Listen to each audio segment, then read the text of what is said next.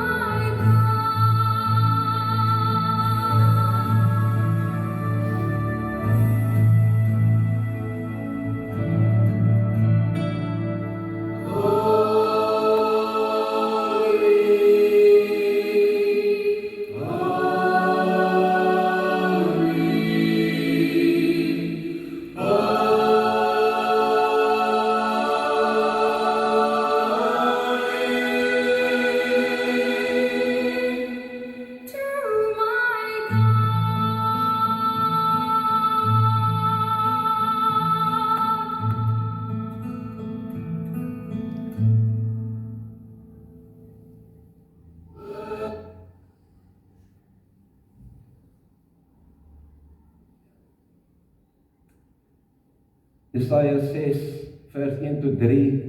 In die sterfjaar van koning Hosea het ek die Here sien sit op 'n hoë en verhewe troon. Die somme van die kleed het die tempel gevul. Seras op boom gereed gestaan, elkeen het 6 vlerke gehad, met 2 vlerke het elkeen sy gesig bedek. Met 2 het hy sy voete bedek en met 2 het hy gevlieg. Hulle het na mekaar geroep en gesê, heilig, heilig, heilig is die Here. Heerser oor alle magte, die hele aarde is vol van sy heerlikheid.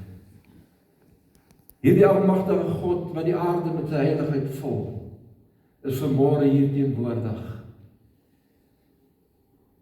Mag hierdie drie-enige God in sy rykdom en heerlikheid julle innerlike mens deur sy gees met krag versterk, sodat Christus deur die geloof in julle harte mag woon, terwyl julle in liefde gewortel is. sodat julle volledig in staat mag wees om saam met die heiliges te besef, tot die besef te kom van die breedte en die lengte en die hoogte en die diepte. Ja, om die liefde van Christus te leer ken wat alle begrip te boven gaan, sodat julle gevul mag word met die volheid van God. Amen. In Matteus 22, vers 36 tot 40 kom 'n skrifgeleerde by Jesus. En hy sê vir hom, meester, wat is die grootste gebod in die wet? Wat is die belangrikste? Jesus sê vir hom, jy moet die Here jou God lief hê, met jou hele hart en met jou hele siel, met jou hele verstand. Dit is die belangrikste en die eerste gebod.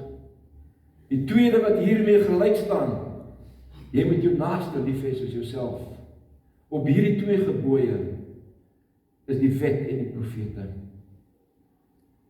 Kom ons sit net so, dan sing ons lied 245 en ervaar die vergifnis wat ons in Christus, wat ons deur Christus ontvang.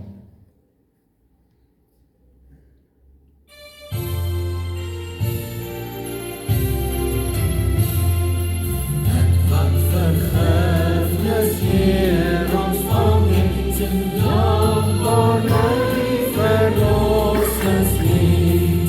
U weet hoe ek na U verlang het, U het U guns my aangebied. Ek loof en prys U heerlikheid, ek loof en prys U heerlikheid, en roem U voorbarmhartigheid, en roem U voorbarmhartigheid.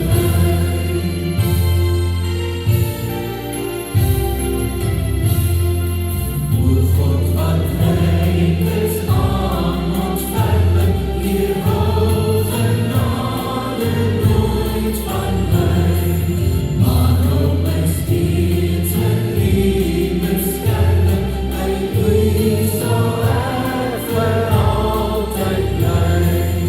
Ek loof en prys U heerlikheid, ek loof en prys U heerlikheid, en roem U groot barmhartigheid, en roem U groot barmhartigheid. Vriende, ons skriflesing vir môre is Johannes 13 vers 31 tot 35. Nadat Judas uitgegaan het, het Jesus gesê, nou is die Seun van die mens verheerlik, en God is deur hom verheerlik. As God deur hom verheerlik is, sal God hom ook in homself verheerlik, en hy sal hom dadelik verheerlik. My kinders, ek is nog 'n kort tydjie hier by julle. Julle sal my soek, maar soos ek vir die Jode gesê het, sê ek nou vir julle, waarin ek gaan, kan julle nie gaan nie. Ek gee julle 'n nuwe gebod. Julle moet mekaar lief hê. Net soos ek julle lief gehad het, moet julle ook mekaar lief hê. Dit is hoe almal sal weet dat julle my disippels is, as julle liefde teenoor mekaar het.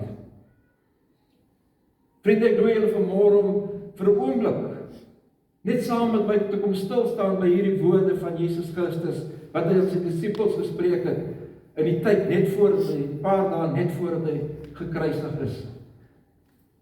Hierdie woorde vorm deel van Jesus se laaste gesprek met sy disippels. Eintlik kan ons sê dit is sy afskeid aan sy disippels wat ons vind in Johannes 13 tot 17. Maar die konteks waarbinne dit plaasvind sien ons in Johannes 13 vers 1. Hy sê voor die fees van die Pasga het Jesus reeds geweet dat sy uur aangebreek het en dat hy van hierdie wêreld na die Vader sou gaan. Jesus is saam met sy disippels in die bokkamer die aand voor die fees van die Pasga. En soos vers 1 sê, dit is in die einde Jesus het besef dat sy bediening hier op aarde tot einde gekom. Hy is gebore, hy het saam met sy disippels gestap, maar sy tyd het gekom, want hy moes teruggaan na sy Vader toe. Dit is die einde van sy bediening en hy staan op die punt en hy en sy disippels, hulle almal staan op die punt dat hulle lewe gaan radikaal verander van hierdie punt af vorentoe. Jesus is ten volle bewus van wat gaan gebeur. Hy is ten volle bewus dat hy gaan sterwe aan die kruis. Maar sy disippels, sien ons van ons hierdie gedeeltes lees van 13 tot 17, sy disippels verstaan nie wat nou aan die gebeur is nie.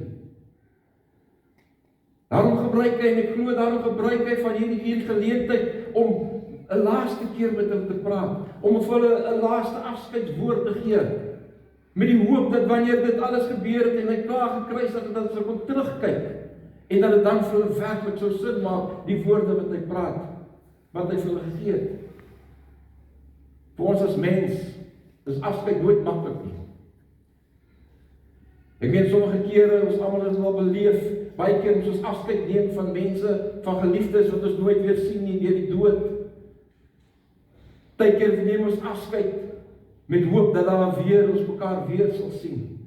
Ek onthou in ons eie lewe toe ons in die sending, soos ek dominee reeds gesê het, toe ons in die sending ons eerste keer ons kinders in Suid-Afrika ons agterlos.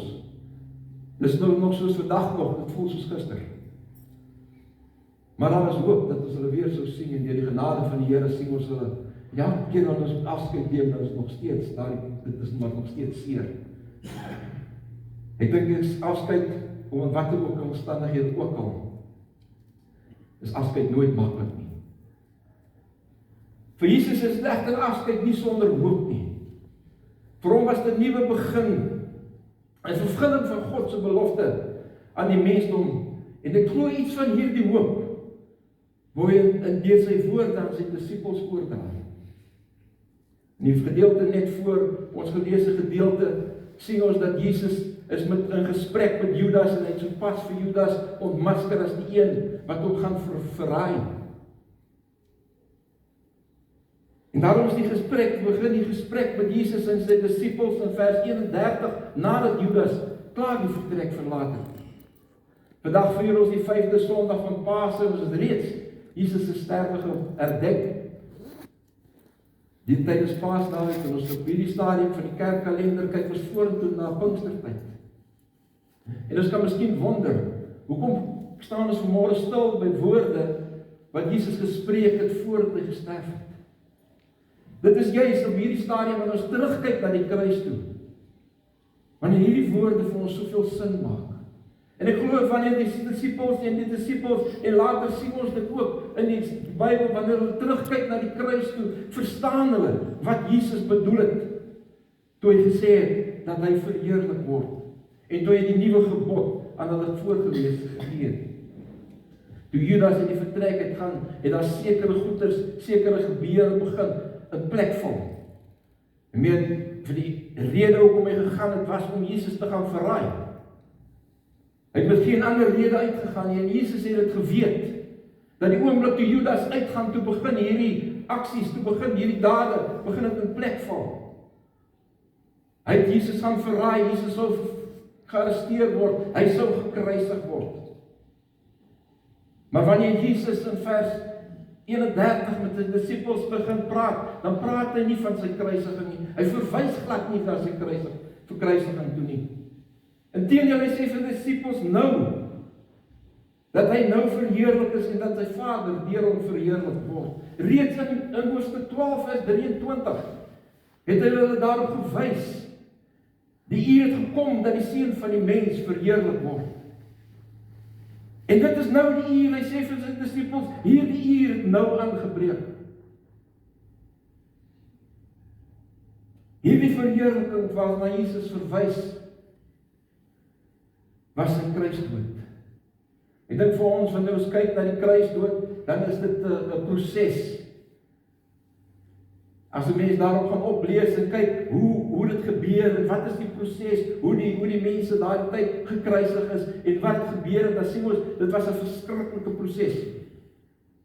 Ons kan dit nie eens in woorde beskryf nie, en Jesus moes daarmee, dit is wat Jesus in sy gedagte gehad, en dit is wat Jesus geweet het, wat sou gebeur het, wanneer hy aan die kruis hang, want hy het elke dag gesien, hoe die rowers aan die kruis hang, want die Romeine het geluister, het dit gedoen, om die mense af te skrik, en die mense gekruisig, en hulle daar gelos, en dit is wat Jesus elke dag beleef het, en wanneer ons dit lees, dan besef ons, maar die kruisiging, vir eenself kan ons nie vereenselwig met verheerliking nie. Want ons as mense se gedagte van verheerliking is om iemand op te hef. Ons sien baie keer, baie mense word opgehef en ons verheer met so 'n persoon vir sy sportprestasie of wat sy prestasie ook al mag wees. Maar dit gaan nie om iemand te kruisig nie. Vir Jesus egter is sy dood aan die kruis 'n vervulling van 'n goddelike belofte van vrymaking. Reeds van die skepping af het God beloof dat hy sal iemand stuur wat ons gaan vereenselwig, wat ons gaan versoen met hom, wat die verhouding tussen ons en God gaan herstel. Vir Jesus het daardie oomblik aangebreek, hierdie oomblik van versoening tussen God en mens het aangebreek. Vir hom is die kruisdood die hoogste vorm van verheerliking, want daardeur word sy Vader verheerlik. Met die doringkroon word hy gekroon tot verlosser van die mensdom. Die kruis is die troon waarop hy gaan wees. Vir hom is die skande van die kruis geen vernedering nie. Dis 'n daad van onuitspreeklike liefde. En dis met hierdie liefde wanneer hy in vers 34 terugkyk na sy disippels en vir hulle kinders.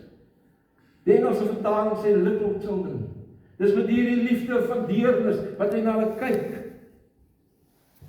Want hy noem hulle nie vreemdelinge en hy noem hulle kinders. Dit is sy disippels met wie hy 3 jaar 'n pad gestap het. En hy besef dat hulle staan op die punt om te verander en hulle verstaan nie wat aan die gebeur is nie. En hy met soveel deernis praat hy met hulle om iets in hulle in te bou.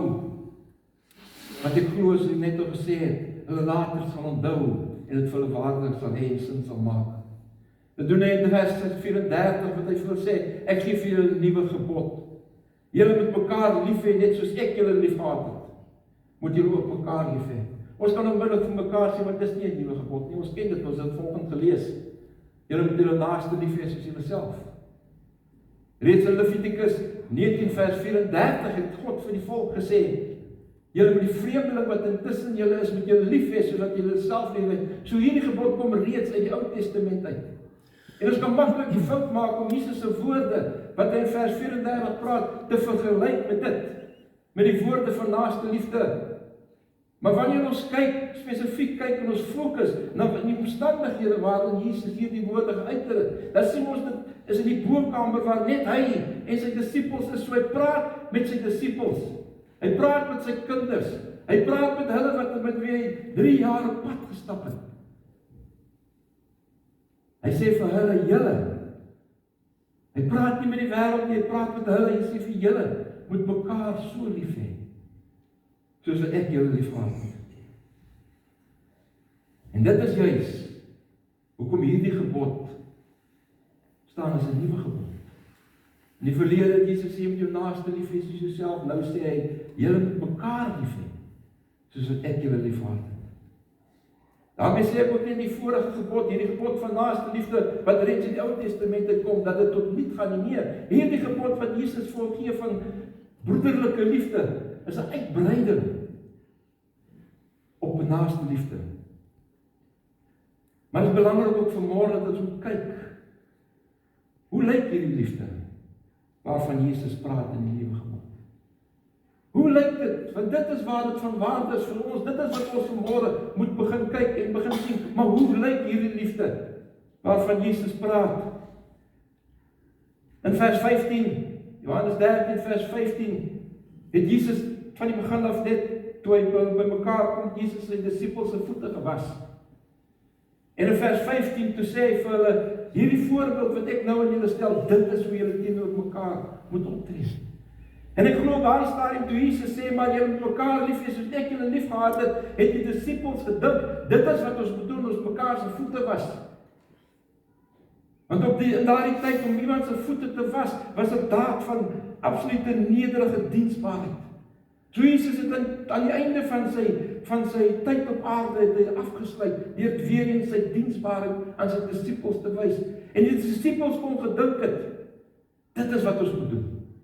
Dit is wat Jesus bedoel.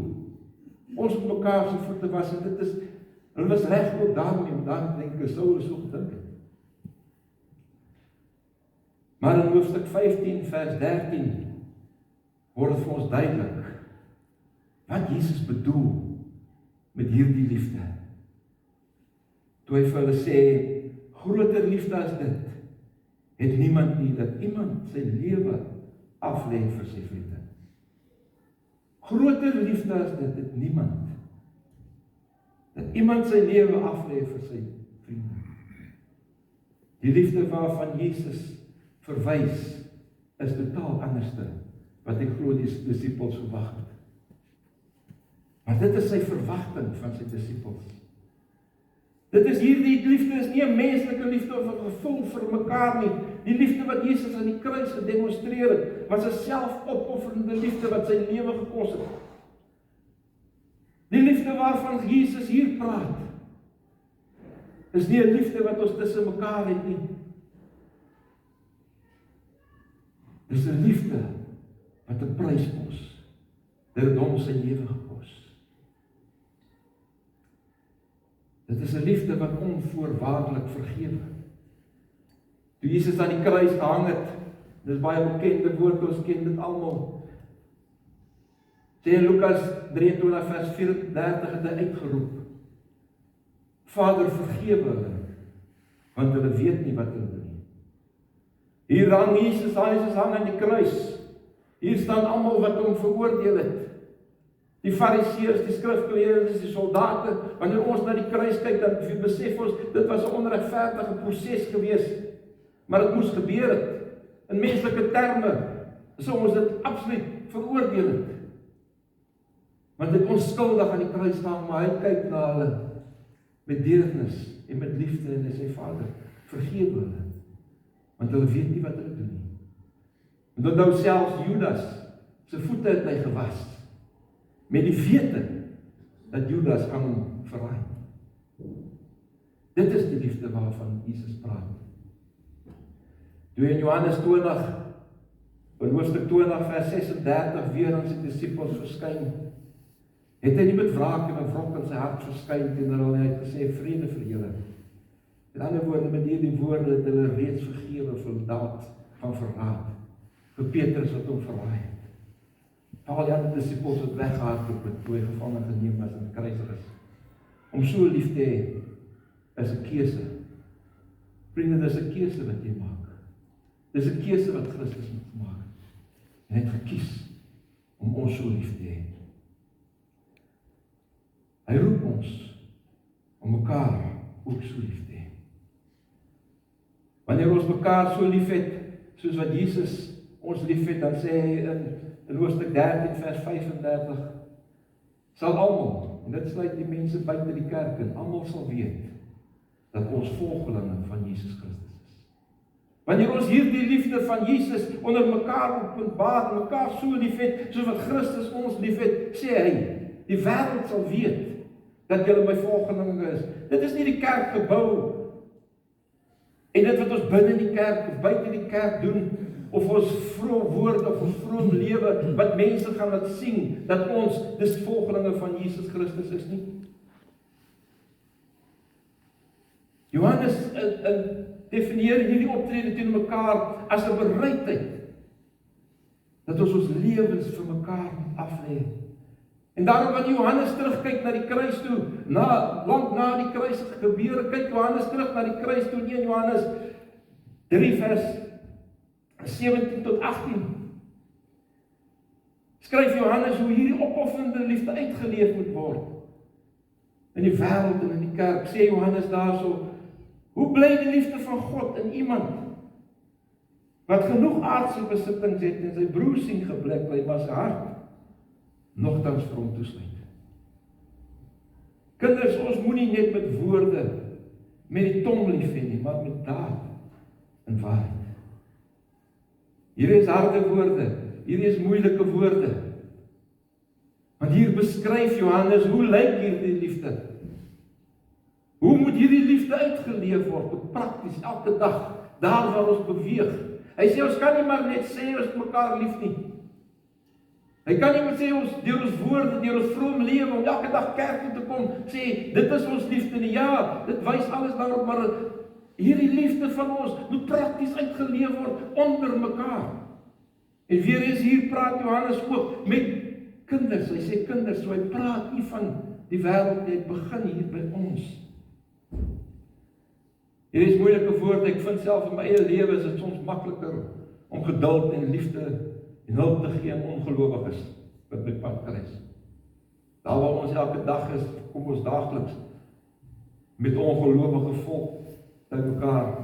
Dit is vir my maklik, baie keer, om teenoor hulle liefde te bewys en geduld te bewys, as teenoor my eie broers en susters. Hoekom? Elkeen seker maar sy eie rede hoekom hy vind is makliker.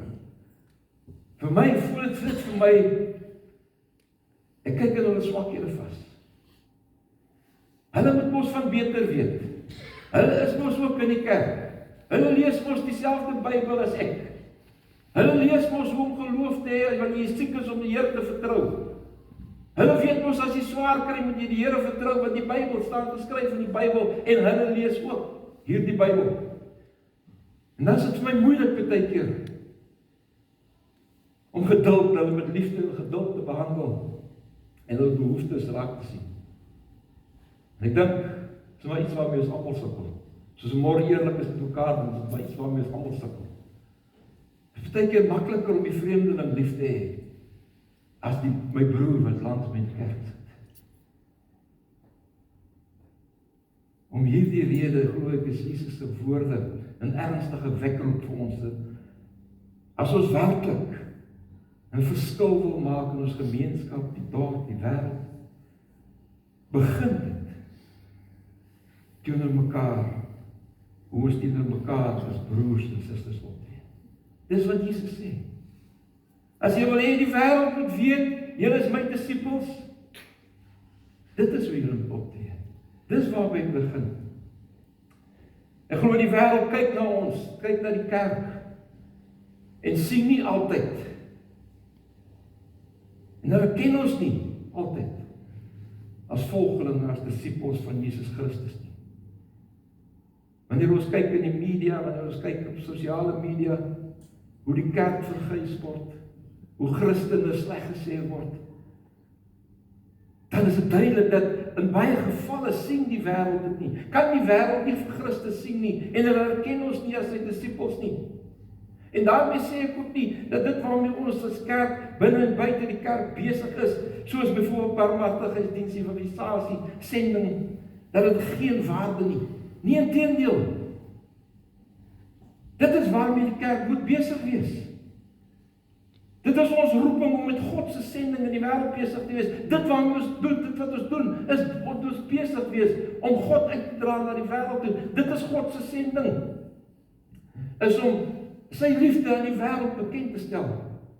En God het gekies om sy kerk te gebruik. Om elkeen van ons, want as ek praat van die kerk, dan is dit hierdie gebou, en ons wat hier sit, wat deel is van die NG Kerk, hier so Denderstig nie, want ek sê die kerk, dan sluit dit elke gelowige in. God het gekies om ons te gebruik, om sy liefde aan die wêreld bekend te stel. Dis baie belangrik om te besef dat die kerk kan nie maar net besig wees met sy eie sending nie. Baie keer hoor ons die sê ons doen nou hierdie program en ons hierdie program en ons hierdie program. Ja, dit is goed, maar ons moet begin fokus op hoekom doen ons hierdie program? Hoekom is ons besig met programme en bedieninge in die kerk? Wat is ons einddoel? Wat probeer ons daardie bereik? Probeer ons mense besig hou? Probeer ons die sitplekke volmaak? Probeer ons te sê, dis 'n lekker plek, hier kom meer, dat daar meer mense kan kom. Die kerk, ons is geroep om met God se sending besig te wees in die wêreld. En daarom moet ons lewens en ons aksies en dit waarmee ons besig is, moet dit weerspieël. Dit waarmee ons besig is, moet God se liefde aan die wêreld weerspieël. God se liefde wat van die begin van die skepping af, wat hy geopenbaar het aan die mensdom, en wat hy deur Christus se sterwe aan die kruis kom verwerklik het, kom vervul het, en waar ons vandag is, wat ons die kruisiging, wat ons kon terugkyk na die kruis toe. Dis daardie liefde wat hy wil hê, ons moet aan die wêreld bekendstel. Die kerk moet besig wees om Christus aan die wêreld bekend te stel. En wanneer dit ons fokus is, dan dit wat ons doen. Of jy iemand groet by die deur, is jy besig om Christus aan die wêreld bekend te stel. Of jy besig is om tee te maak en koffie te maak, is jy besig om Christus aan die wêreld bekend te stel. Met watter program ons ook al besig is dit ons fokus. Ons is besig om Christus aan die wêreld bekend te stel. Daar waar jy werk elke dag, is jy as gelowige besig om Christus se liefde, Christus se verlossing aan die wêreld bekend te stel. Dis hoekom ons geroep is. Dis hoekom ons gered is. Dis hoekom ons hier is vanmôre. Ek dink, dit is moeilik vir ons om mekaar egter op so 'n manier lief te hê, soos Christus ons liefgehad. Weereens, ek praat vanmôre nie net ligtelik nie. En terwyl ek besig is om hierdie teks voor te berei in die gedeelte, het dit tot my eie hart gespreek. Want ons is so baie keer so gefokus op ons programme, op dit waarmee ons besig is. Die wêreld hou ons besig. Ons werk hou ons besig. Daar's soveel dinge wat ons aandag nodig het, dat ons vergeet van ons broer en ons suster, wie ons so nodig het. Dat ons vergeet dat dit begin daar. Dit begin by ons liefde vir mekaar. Dit is hoe ons die wêreld, Jesus Christus se liefde, aan die wêreld kan uitdeel. En wanneer ons op hierdie punt kom, dan kan ons miskien vir mekaar sê, ons gaan dit nie reg kry nie. Hierdie is dis moeilike woorde. En ek vra dat u weer na dit gaan lees die teksgedeeltes. En ons kan vir mekaar sê, dit is moeilike woorde. Dit is moeilik om dit reg te kry. En ek wil vir u sê vanmôre, met jou eie krag, gaan jy dit nie reg kry. Met jou eie krag is dit nie moontlik om mekaar lief te hê, soos wat Christus ons liefgehad. Met jou eie krag is dit nie moontlik om opofferende liefde te openbaar aan my medemens nie. Maar daar is hoop. Daar is hoop. In hierdie gedeelte, in hierdie hoofstukke 13 tot 17, verwys Jesus telke male daarna dat hy die Vader gaan vra om die Heilige Gees te stuur, sodat die Heilige Gees hier op aarde saam met ons kan wees. En waar ons vandag staan in die kerkkalender, is ons tussen die Paasfees en tussen die tyd van Pinkster. En ons kyk vorentoe met hoop vorentoe na Pinkster, wat ons herdenk, wat die Heilige Gees na die aarde toe gekom het. Mag deur die genade van die Here weet ons die Heilige Gees is hier, dis hoekom ons sy koms herdenk. Hy is hier tussen ons. Hy is binne in ons. Hy is hier om ons te versterk en om ons te help. En daarom kan ons hoop vind in die woorde van Handelinge 1 vers 8 wat sê, maar julle sal krag ontvang wanneer die Heilige Gees oor julle kom en julle moet my getuies wees in die hele Judea en Samaria tot die einde van die aarde. Die 1983 vertaling sê, ons sal sy getuies wees. So die 2020 sê, julle moet my getuies wees. En die 83 sê, julle sal my getuies wees. Wanneer ons vol is van die Heilige Gees, word ons opdraggewer, kry ons 'n opdrag. Ons moet sy getuies wees. Maar wanneer ons gevul is by die Heilige Gees, sal ons nie anders te kan om sy getuies te wees. En ons gaan dit wees, ons sal dit wees. Met die hulp van die Heilige Gees sal dit vir ons moontlik wees om mekaar so lief te hê, soos wat Christus ons liefgehad het. Met die hulp van die Heilige Gees gaan hy ons leer wat liefde is. Gaan hy ons help om mekaar lief te hê, sodat ons 'n getuienis kan wees in Jerusalem tot aan die uithoeke van die aarde. Maar is vir my duidelik deur hierdie hele skrifgedeelte om 'n verskil te maak in die wêreld, om 'n verskil te maak in ons dorp, om 'n verskil te maak tot aan die uithoeke van die aarde, om 'n verskil te maak tot by daardie ouetjie wat daar iewers onder 'n boom sit wat nog nooit van Christus gehoor het nie. Want daar's nog baie van hulle. Daar's nog baie sulke mense wat nog nooit van Christus gehoor het nie. Waar begin dit? Dit begin met ons liefde vir mekaar. Dit begin hier. En ons het die positief wete en die hoop, dat ons hoef dit nie met ons eie krag te doen nie. Ons het die Heilige Gees, wat saam met ons is, om ons daardie te help. Dit is dus ons opdrag as gelowiges, om mekaar binne die kerk so lief te hê, sodat die wêreld buite die kerk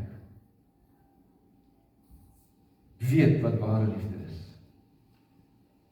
Dat ons mekaar binne die kerk so lief sal hê, dat die wêreld buite kan die kerk sal weet wat ware liefde is.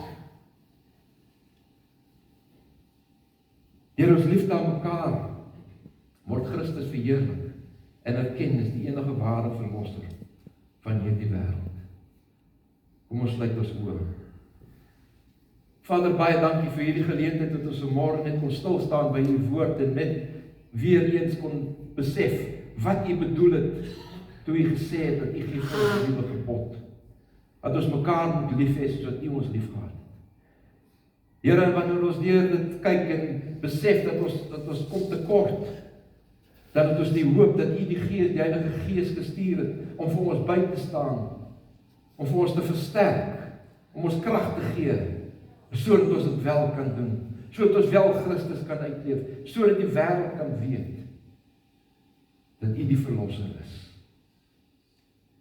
Daarom sê ons vir u vanmôre baie dankie vir die geleentheid wat u weer eens ons gegee het, sodat ons by hierdie teks kon stil staan. En ek bid, Here, dat u deur die Gees dit sal lewend maak in elkeen van ons harte, sodat ons hier uitgaan en op u vertrou dat dit 'n werklikheid kan word in ons lewens. Ons bid dit in die naam van Jesus.